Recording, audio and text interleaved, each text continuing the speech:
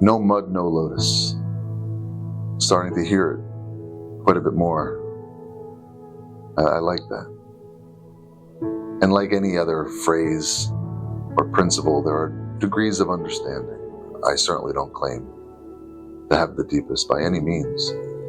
But I know that in my own practice, No Mud, No Lotus was at first an effort to work with the mud and deal with it in a better way. Because look, there's a lotus, so the mud has to happen, all right? But I get to have the lotus, and there's still this resistance towards the mud. It's still unwanted.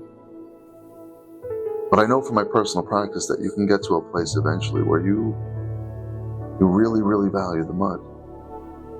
You're grateful for it. It's so much richness. I don't think I've ever loved my dog more than the day she died.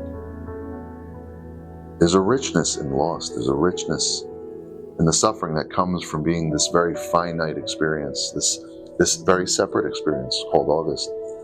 But I'm clearly made up of the infinite. In fact, every cell in my body and everything that it's made up of has existed since the origin of this atmosphere. And before that, in another form. None of it's mine, but it makes me me.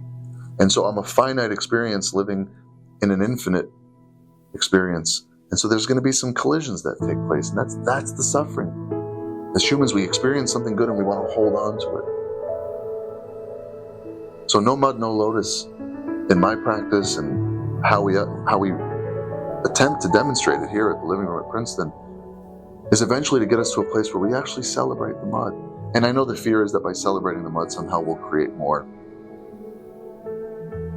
So amazing. Sort of the paradox of the 12 steps. I acknowledge powerlessness and suddenly I'm more powerful. Celebrate the mud and suddenly it seems like there's less of it.